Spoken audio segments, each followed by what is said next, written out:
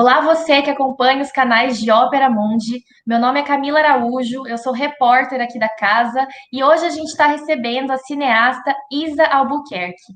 A Isa é diretora de alguns filmes, de alguns longas-metragens, né, entre outros trabalhos, como Histórias do Olhar, Ouro Negro e Codinome Clemente, que é justamente o filme que a gente vai conversar aqui hoje. Isa, muito obrigada por aceitar aqui o nosso convite. Já aproveito aqui para fazer uma pergunta para você. Quem é o Clemente e por que fazer um filme sobre ele? O Clemente, o nome original dele é Carlos Eugênio Paz, Carlos Eugênio Sarmento Coelho da Paz, é um alagoano que residia no Rio de Janeiro quando ingressou na luta armada aos 16 anos. Ele foi iniciado nesse processo todo de resistência a uma ditadura militar que estava começou lá em 64. Ele foi iniciado em 66, nessa idade. Então, ele foi um sobrevivente. Ele sobreviveu, foi um aguerrido militante, ele comandou equipes de fogo, quer dizer, as equipes de combate faziam expropriações, assaltos, etc., sequestros, etc.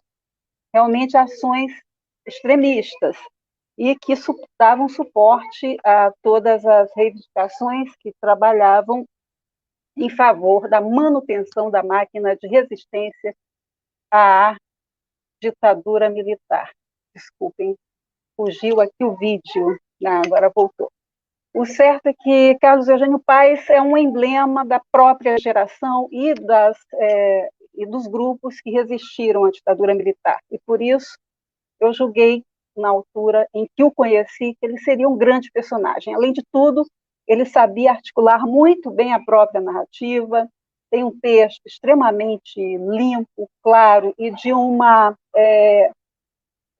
capacidade de autorrevelação desconcertante, realmente. Era uma pessoa sem, digamos, máscaras. Ele trazia à tona todas as ações que eram praticadas, ele revelava todas as intenções, enfim. E o certo é que eu achei que, por isso, tanto pela clareza com que ele conduzia a própria narrativa, como também pelo fato dele ter essa singularidade, ele ser o único, porque tinha uma narrativa única, e ter uma representatividade de todo esse período vivido na clandestinidade, ele seria um grande personagem, e foi. E aí nós temos agora o Codinome Clemente, realizado depois de alguns anos de produção, e esses anos de produção foram extensos por conta da falta de escassez de recursos disponíveis para a conclusão do filme. Né? Mas concluímos em 2018 e agora estamos buscando as janelas possíveis. Isa, e conta pra gente também a questão, esse contato mesmo que você teve com ele. Como que foi como você farejou essa história, né? Como você comenta que é uma boa farejadora de histórias. Como que você farejou, assim, quando você encontrou ele pela primeira vez, em qual contexto que isso aconteceu? E como que foi? Você comentou que ele tem um texto claro, né? Ele tem uma boa articulação. Foi fácil é, receber essa narrativa dele? Ele era uma pessoa que comentava sobre essas histórias abertamente? Como que foi isso? O Carlos Eugênio Paes me foi apresentado por uma amiga comum, a Duba Eli, que é roteirista de novelas atualmente, e na altura ele era professor de violão do filho dela. Então foi uma conjunção que se formou ali, e quando eu pude trabalhar esse tema, que foi logo após a finalização do filme Ouro Negro, eu consegui dimensionar o personagem. E achei que realmente criar uma narrativa documental seria o mais adequado, porque como personagem, o Carlos Eugênio Paes é muito forte, uma presença muito marcante, uma narrativa, uma memória muito, muito clara de todos os fatos que ele viveu, uma narrativa muito bem articulada. Além de tudo, ele escreve, então ele tinha uma fluidez, que faleceu em 2019, infelizmente, uma fluidez muito grande na própria narrativa. E boa parte daquilo que ele viveu com 16 anos, ele entrou na luta armada aos 16 anos, está registrado num livro chamado Viagem à Luta Armada. E aí, a partir dessa narrativa, que é muito bem escrita, muito bem, retrata muito bem o tom da época, e nós fomos desenvolvendo aí uma narrativa para o filme, né? Constituindo aí essa história do Carlos Eugênio Paes, gravando vários depoimentos em função do que ele estava apresentando como fatos. Então, fomos gravando vários episódios em várias situações, fomos a São Paulo, nos locais onde as ações foram praticadas, e ele foi desenvolvendo a descrição dessas ações. E aí, depois, para tornar essas ações mais claras, durante a montagem, eu recorri aos quadrinhos, né? Criando uma narrativa híbrida aí entre os quadrinhos e o fato documental. E foi assim que nós fomos fazendo, né? Esse trabalho conjuntamente, que levou alguns anos. Então, várias vezes chegamos a refazer alguns depoimentos em outras situações. E sempre crescia mais, né? Esse trabalho também demanda muita confiança, e fomos ganhando a confiança um do outro nessa narrativa, né? Opa, que estava mutado. E você comenta, né, que foi uma obra que foi realizada por bastante tempo. Quando que ela começou? Quando que ela foi finalizada? Dá, inclusive, para a pessoa que está assistindo o filme, né, para o telespectador que está assistindo o documentário, ver que são dois momentos diferentes do Carlos Eugênio Paes. Em algum momento ele está um pouco mais jovem e depois ele está com uma aparência um pouco mais já envelhecida. Então, comenta um pouco sobre essa cronologia da produção do filme, por favor. Pois bem, nós fizemos, eu formalizei, as primeiras imagens eu tomei em Paris, né? Fui com ele, eu mesma operei a câmera e fui realizando as primeiras tomadas em Paris, aquela sequência em que ele se reúne com os amigos, e depois tratei de articular uma produção mais, enfim, mais estruturada, né? E para isso é preciso consolidar o projeto, e aí, desse período da aprovação do projeto, que foi 2009 até 2012, foi de início de captações, consegui captar pouquíssimos recursos, mas foi com esses recursos que nós conseguimos dar início à produção, e aí deu para trabalharmos a primeira etapa das gravações. E depois de irmos a São Paulo, a Paris, enfim, aqui no Rio também, o Carlos Eugênio não estava mais morando no Rio, então ele vinha e tudo, nós realizávamos as produções aqui, tomei os depoimentos das pessoas que foram indicadas como que dessem suporte realmente a esse projeto, e aí gravamos cerca de 50 horas aproximadamente, e a partir desse material ficou evidente que eu precisava de imagens, a maioria das pessoas não tinha imagens disponíveis daquela época, até porque fotografias, né, era fundamental que se queimassem as fotografias, então eram poucas as imagens de arquivo que se poderia recorrer. Então,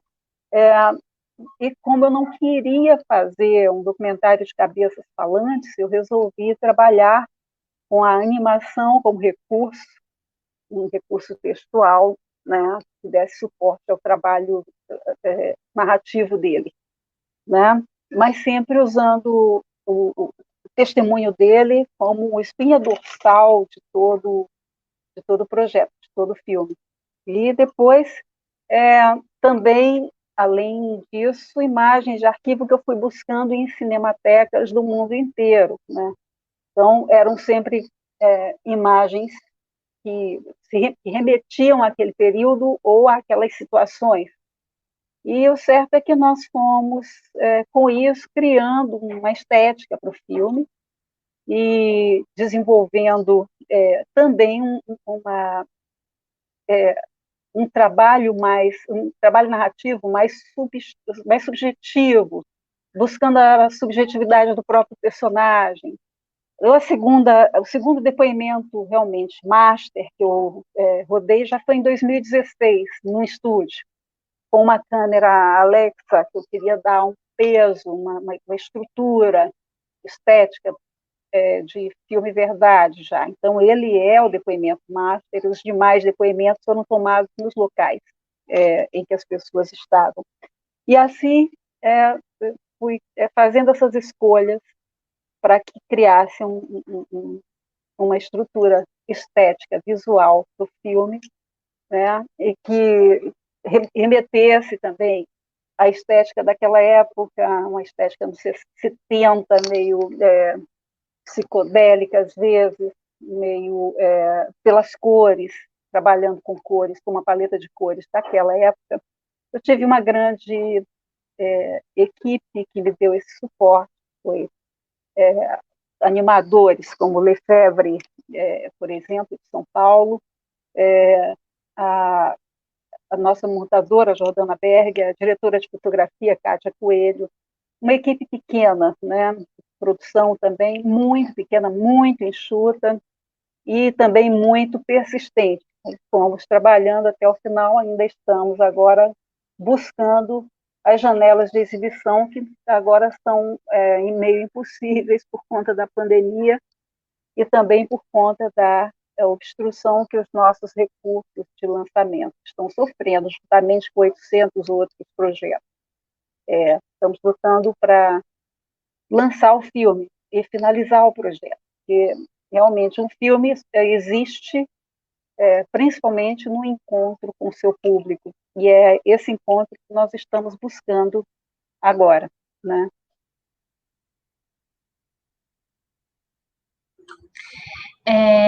E falando sobre esse filme, em relação ao momento atual que você está comentando, né, dessa dificuldade do lançamento, qual que é a contribuição que você pensou quando você começou a produzir essa obra? Qual a contribuição para a cultura do país, para a cultura, para o debate da história da ditadura militar naquele momento da produção e que já é muito diferente hoje em dia? E como que esse filme, qual que é a contribuição que ele traz atualmente, agora em 2021? Esses dois momentos. Bom, ao conceber esse filme, ele traria ao público um resgate da memória da história recente do país, né? Como havia sido o movimento de resistência à ditadura naquela época, o que pensavam aqueles garotos quando entraram em combate na clandestinidade. Então, enfim, e como eram essas ações. Esse tipo de abordagem nunca foi exatamente feito por outros projetos dessa época, sobre essa época, porque havia uma espécie de resistência em tratar desse tema, né? Até pela esquerda mesmo. E o Carlos Eugênio Paes, ele teve sempre muita disposição de tratar dessas ações. Então, por isso, pela singularidade dele, então, uma pessoa extrema, um personagem extraordinário, que ele age, além de tudo, ele tem uma singularidade, ele tem uma narrativa única, ele tem uma representatividade de toda a sua época, de sua juventude, de suas lutas, e e ele tem uma representatividade, realmente, ele é um personagem ímpar, né? Ele é único.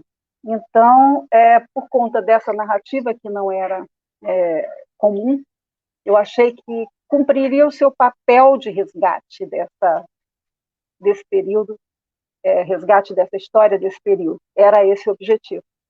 Mas hoje, com uma militarização crescente do governo brasileiro, que está se dando de forma híbrida e muito, não muito sutil, né, mas menos impactante do que foi Tanques na Rua nos anos 60. Acho importante que o filme traga esse resgate de memória para dar a perceber ao público hoje o que representa realmente o que foi um regime de força, que controla o que você pensa, que utiliza a lei de segurança nacional para intimidar. Então, é importante termos esses registros históricos, não só o meu, mas como da Suzana Lira, da Emília Silveira, do Silvio Tendler, do Silvio Darim, de outros diretores que se debruçaram a esse período e que nos ajudem a mostrar para a população, de uma forma geral, que não é um bom caminho, que não devemos aceitar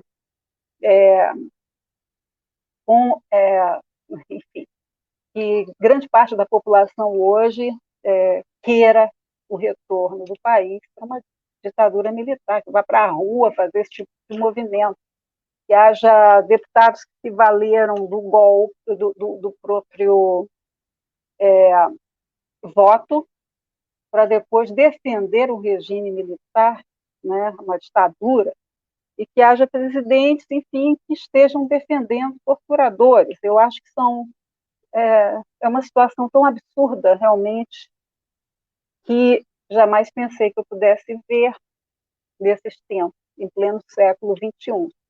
Né? Mas é o que está acontecendo. Eu acho que a informação é muito importante para que as pessoas tenham realmente mais consciência do que elas estão pedindo de volta, não é? Enfim, eu acho que é esse o grande papel de um filme, o da sensibilização, o da demonstração do que pode ser, o da compreensão de um determinado contexto social, de uma determinada realidade, né? Além, é claro, vai vir o papel de um filme reflexivo como o meu, né? É claro que tem um filme que é puro entretenimento, há papéis para filmes em diversas escalas. O nosso é o da reflexão, né? Atenção, Brasil! As tropas do Segundo Exército já sitiaram o estado da Guanabara. E, e você já tinha entrado em contato com temas, ou se engajado em temas que tratem da política enquanto luta estudantil, luta armada, a ditadura militar, com temas mais voltados para o campo da política? Como que foi esse seu contato? Não, não. Eu não sou da mesma geração do Carlos Eugênio Paes, enfim, ainda peguei alguns resquícios de espionagem, ditadura e tudo na minha faculdade de comunicação, enfim. Ainda peguei esses resquícios na faculdade, mas não tive nenhum engajamento mais profundo com o movimento anti antiditadura, não, porque eu já peguei mais a fase da abertura, redemocratização, anistia, enfim. E na época, naquela altura, eu trabalhava mais com uma linha de jornalística, eu venho do jornalismo, então eu estava em outro papel, né?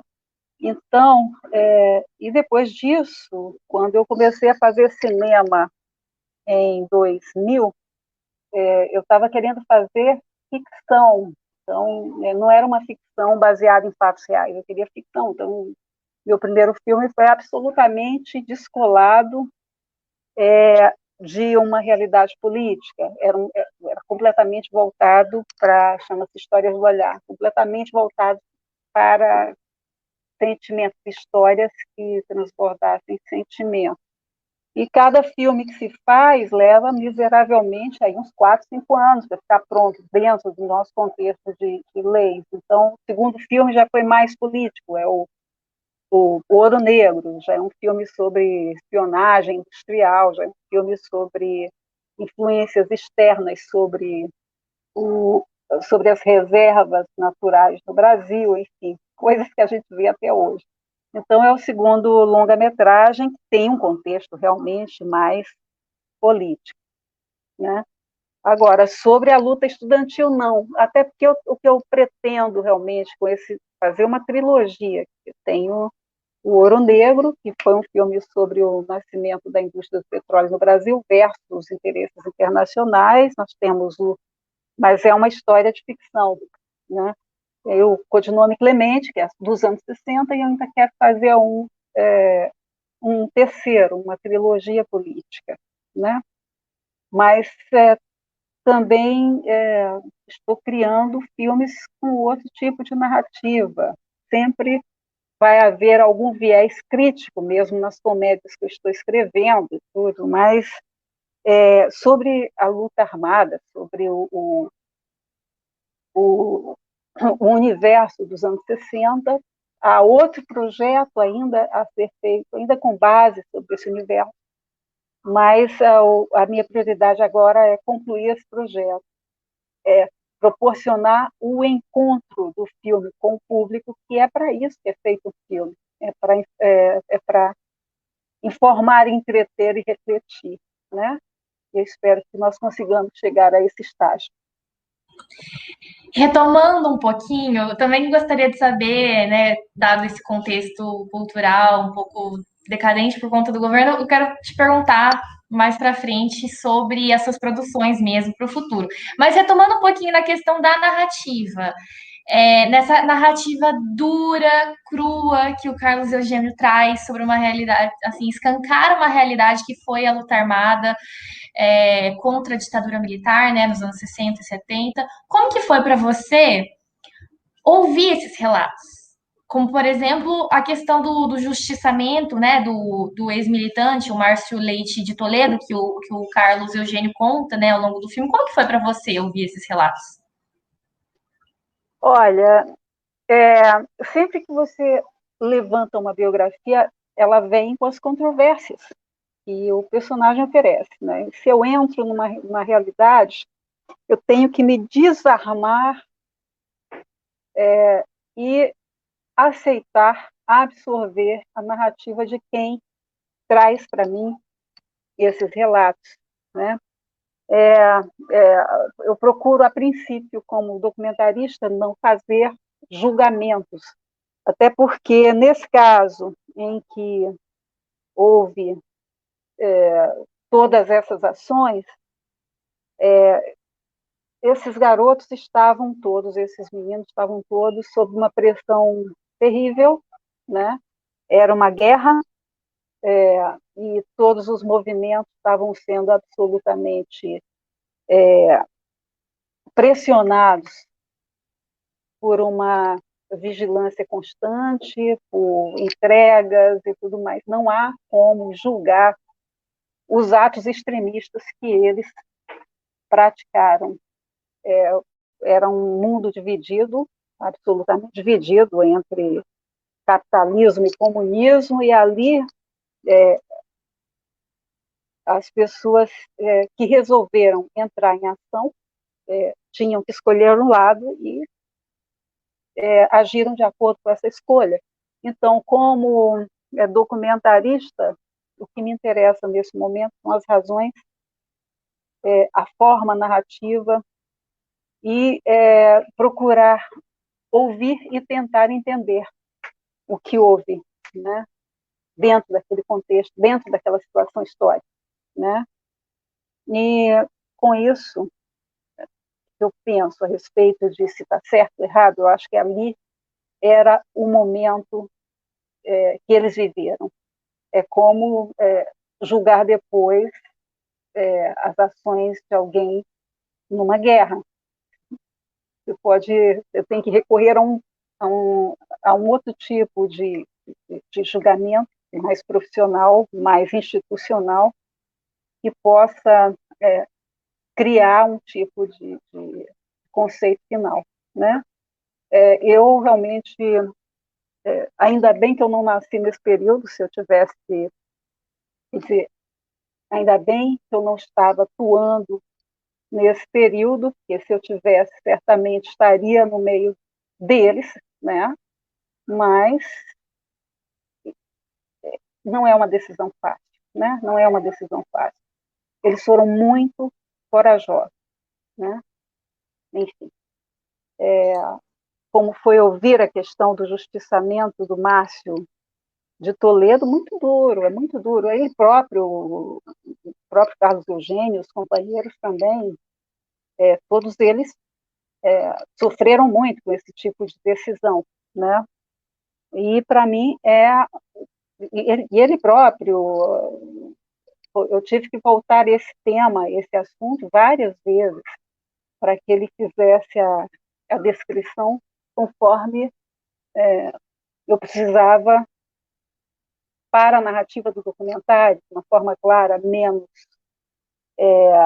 mais analítica. Na altura estava muito, as primeiras narrativas sobre esse assunto estavam muito emocionais, né, e pouco objetivas.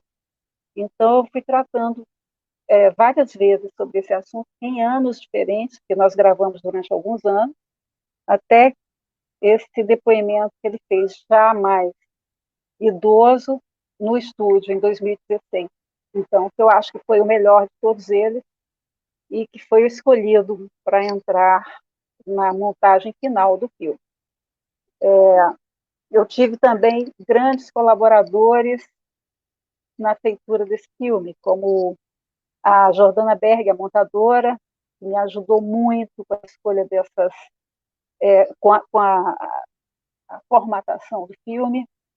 Então, assim, a própria Catinha Coelho, que é uma excelente diretora de fotografia, de São Paulo também, e mais o David Kigel e a Flávia Ventura, que são diretores musicais e que me ajudaram a trabalhar a estética do filme.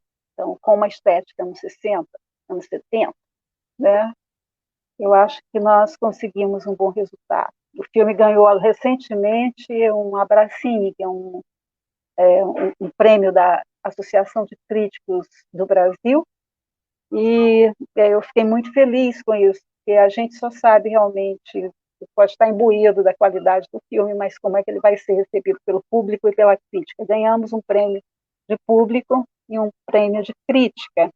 Isso, para mim, foi uma grande recompensa de tantos anos trabalhados em torno desse projeto, né? E vamos seguindo, vamos trabalhando dentro das limitações oferecidas pelo mercado diante da pandemia, dentro das restrições sofridas por conta da paralisia em todas as linhas de financiamento do cinema, e com isso vamos criando caminhos, como diz um poeta português, caminhos não há, né, a não ser aqueles que vamos fazendo com os próprios pés. É o que nós estamos fazendo, buscando caminhos. Isa, eu também já vou entrar nessa questão da questão do financiamento, né? Que hoje em dia tem uma campanha de financiamento coletivo, mas antes quero voltar um pouquinho para essa questão do revisionismo que tem, né? Um debate um pouco revisionista dentro da própria esquerda sobre a luta armada. O próprio Carlos Eugênio termina falando, né, que não se arrepende, que iria até o final da sua vida, não se arrependeria desses atos, justamente por conta de fazer parte desse contexto. Mas outros personagens, né, outras entrevistas ali, tem um tom um pouco diferente. Existem as pessoas que acham que não deveria ter, que não fariam a luta contra a ditadura da mesma maneira, né? Se fosse, se pudesse voltar. Como você avalia isso no geral, nos personagens que você chegou a entrevistar? Qual que é o peso desse revisionismo? Ou existe um peso nessa questão entre os seus personagens? O ideal é que nunca precisássemos jamais pegar em armas, mas a Revolução Francesa está aí para mostrar que às vezes o povo precisa reagir para estabelecer uma, uma nova democracia, né? Para criar uma nova estrutura social, né? Acho que não há como fazer isso. Cada vez menos se pode tomar esse tipo de atitude, porque a sociedade hoje está cativada pelos algoritmos, né? É algo que entra, as necessidades entram, não mais por discursos, livros, doutrinas, mas elas vêm através de posts, e, enfim. É impressionante a capacidade que esse tipo de comunicação, que entra pelo WhatsApp, que entra pelo Facebook, que entra pelo Twitter, e etc., a capacidade de alteração das vontades, né, ou dos pensamentos. Então, há, há, há uma tendência de transformação social muito grande que já foi detectada pelo Achille Mbembe, aquele filósofo africano, e ele diz que o humanismo acabou e que agora a cisão entre uma sociedade financeira, uma democracia, ou talvez um liberalismo, um capitalismo liberal, e o capitalismo financeiro é que vai determinar os rumos dessa própria sociedade. Então, é muito complicado quando você vê que toda a sociedade está sendo influenciada a não, a não recorrer mais aos seus direitos. E por quê? Porque acaba acreditando que, de fato, os direitos são conquistados individualmente, o individualismo é que está sobrevivendo, está se instalando como única alternativa, né?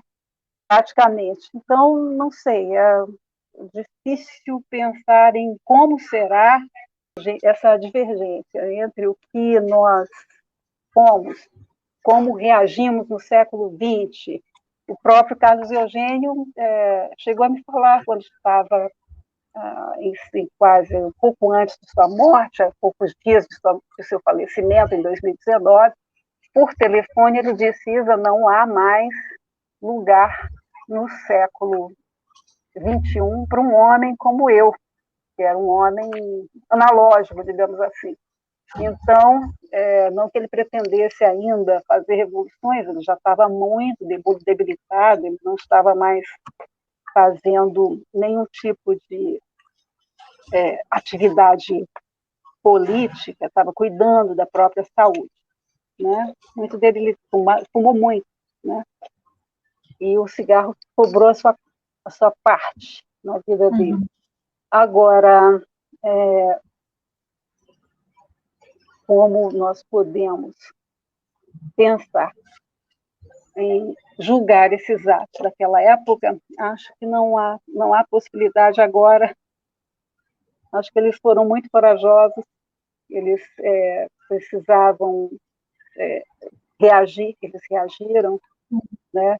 E muitos deles, na própria esquerda, se arrependem. Já o Carlos Eugênio não se fragmentou, ele simplesmente manteve sua narrativa até o fim. Até por isso ele era um grande personagem para uma narrativa sobre esse período, né? Para mim, né? Sim. Ele acreditava que ainda haveria ou que ainda haverá uma revolução, essa transformação que foi tão pela qual ele tanto lutou, né, em algum momento de sua vida? Ele acreditava que a vida vem em círculos, né? Que a vida vem em ondas, digamos assim. Ele não estava mais convencido, digamos assim, dessa força transformadora propriamente, né? Dessa força revolucionária na forma como foi no século XX a ser aplicada no século XXI. Não. Ele estava muito preocupado com o recrudescimento do militarismo, né? E a gente está vendo isso acontecer. E não há, nessa altura, como recorrer ao pensamento do século XX para aplicar no século XXI. É outra realidade, né? Então, E sua opinião? Bom, isso, na minha opinião, ouvindo às vezes o que ele falava, na própria despedida dele, havia essa reflexão, né? Sim, De que não mas havia mais lugar para um homem como ele na atual conjuntura social brasileira. Né? Agora, a sua opinião enquanto documentarista, comunicadora, você acredita que é possível ainda a gente transformar e mudar as coisas do jeito que elas estão? Olha, vai ser preciso trabalhar talvez com as mesmas armas, né? Acho que atualmente as mentes são cativadas, existe um tipo de doutrinação que vem via algoritmos, né? A sociedade é algoritmizada, né? Vitimada pelos algoritmos, e eles estão se reproduzindo, a gente viu aí no dilema das redes, eles estão se reproduzindo sozinhos agora. Então, é uma sociedade extremamente consumista, foi isso que sobreveio. Agora, é claro que sempre que vem uma ideologia muito forte, surgem outras para contrapor. Agora, para que elas se estabeleçam, é preciso atingir as pessoas. Só se atinge através desses mecanismos atualmente.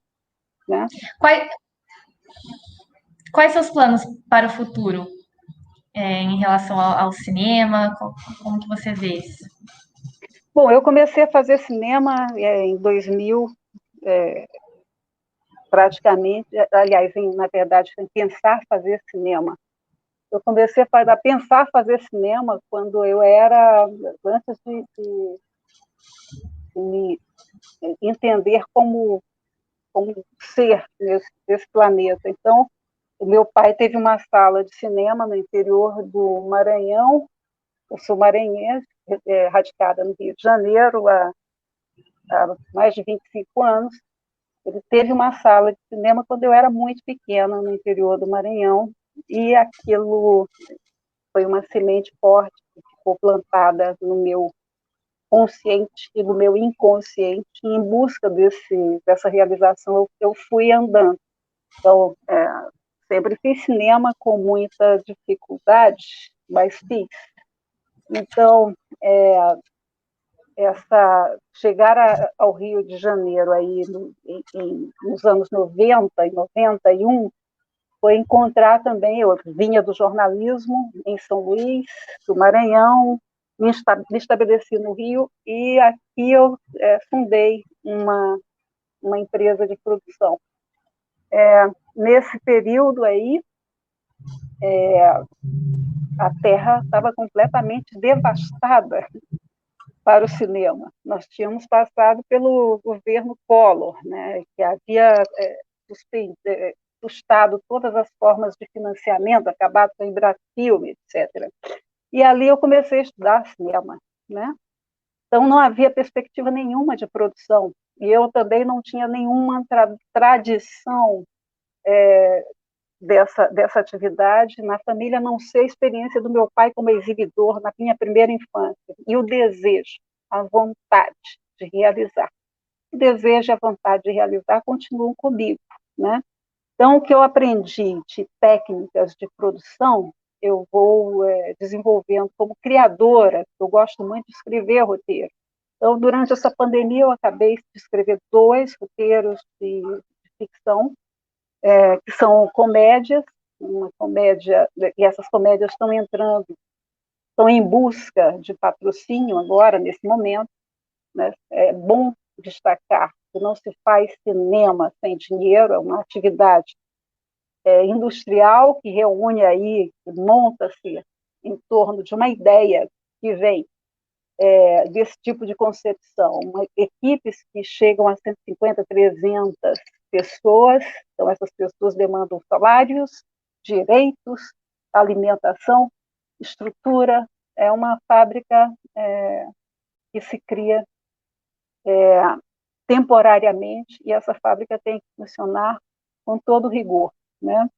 Então, nesse momento, eu estou em busca dessas novas produções. Estou com pelo menos 6 projetos em busca de patrocínio para sua produção, né? O set, para mim, é o lugar onde eu me realizo mais, é um lugar mágico, onde toda a imaginação, trabalho todo o trabalho pensado até então, que está num plano absolutamente idealizado, ele se concretiza. E, em geral, sai melhor do que imaginamos, porque aí tem todas as contribuições de toda a equipe que chegam para tirar essa ideia do alicerce ali, da base, né? E da tridimensionalidade, e isso é realmente a mágica que me encanta como fazedora de filmes, né? Eu tenho uma relação absolutamente criativa com essa atividade e também tenho que transformá-la num negócio. Então, quando se faz um filme, você cria diversos tipos de demanda em torno desse filme, né? E ainda tem que tratar como uma empresa que vai ser, digamos, desmontada em poucos meses. Cada filme é regido, é executado por uma fábrica temporária. O certo é que eu gosto muito daquilo que eu faço. Acho que é importante nós defendermos os mecanismos que foram criados ao longo de 18 anos pelos governos anteriores e que estão sendo desmontados agora, que foram sustados. Infelizmente, nós temos aí outra política de terra devastada, mas eu tenho esperança de que nós consigamos reestruturar essa atividade com a mobilização de toda a área. É uma área que tem muita visibilidade e, em geral, não há porquê um governo, por mais retrógrado que seja, né, queira brigar com essa área, né?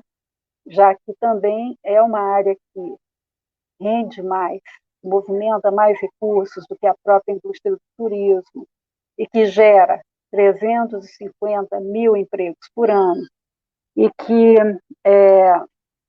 dá suporte de funcionamento para 13 mil produtoras em todo o país. Não há por que desmobilizar essa área, né? Então, eu tenho esperança de que, de alguma maneira, o setor volte a se estruturar. No momento, está sendo difícil enfrentar essas resistências que ainda existem nesse governo, né? Mas toda a área do conhecimento, do pensamento, todas as áreas de ciências e tudo estão sob esse mesmo tipo de ataque, né? São tempos meio bastante obscuros, é uma pena que isso esteja acontecendo, mas acho que nós vamos conseguir resistir. Isa, para finalizar, né, essa nossa entrevista, já aproveito para te agradecer por participar. E me conta, tem uma vaquinha, né, hoje em dia, até o final do ano, para apoiar o lançamento do filme Codinome Clemente. Como que faz para o Sim, pessoal apoiar? olha, nós estamos, uma ID que tem na vaquinha, chamado Codinome Clemente Distribuição, né, que é a última etapa. Nós estamos arrecadando esses recursos que são gerados espontaneamente, as pessoas que se identificam com o filme, as pessoas que queiram contribuir para a sobrevivência do filme, porque essa movimentação toda ela demanda algum tipo de financiamento, sempre, a custos de laboratório ainda, a custos de assessoria jurídica, etc., que precisam ser financiados. A custos de contabilidade é uma estrutura que precisa ser mantida. Então, com isso, nós estamos recorrendo aos simpatizantes do filme para que façam suas doações espontâneas de qualquer valor. E aí é assim que nós estamos tratando esse momento em que aguardamos, sem estarmos parados, né? E agora nós vamos criar uma série de lives em torno do filme. A primeira ainda é a da USP, a USP está debatendo o filme. Então, criar esses eventos para dar a necessária visibilidade para esse projeto que está em sua derradeira etapa da exibição. Então, esperamos que contar com a generosidade, com a simpatia, com a aliança das pessoas que gostam do tema, que se identifiquem com o filme, né? Que saibam os golpistas que se nesse país tiver golpe, vai ter sempre gente que vai resistir.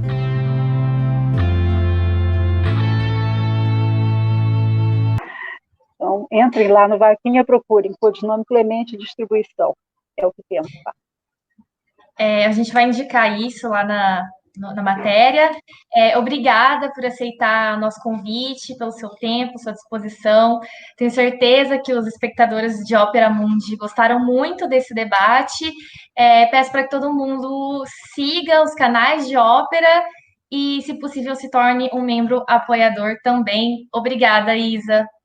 Obrigada a você, Camila. Se inscreva no canal do Ópera Mundi no YouTube. Curta e compartilhe nossos vídeos. Deixe seus comentários. O jornalismo de Ópera Mundi é mantido com o seu apoio. Faça uma assinatura solidária em www.operamundi.com.br. Com um pequeno valor mensal, você nos ajuda no desenvolvimento de um jornalismo independente e de qualidade. Obrigado pela audiência e até a próxima.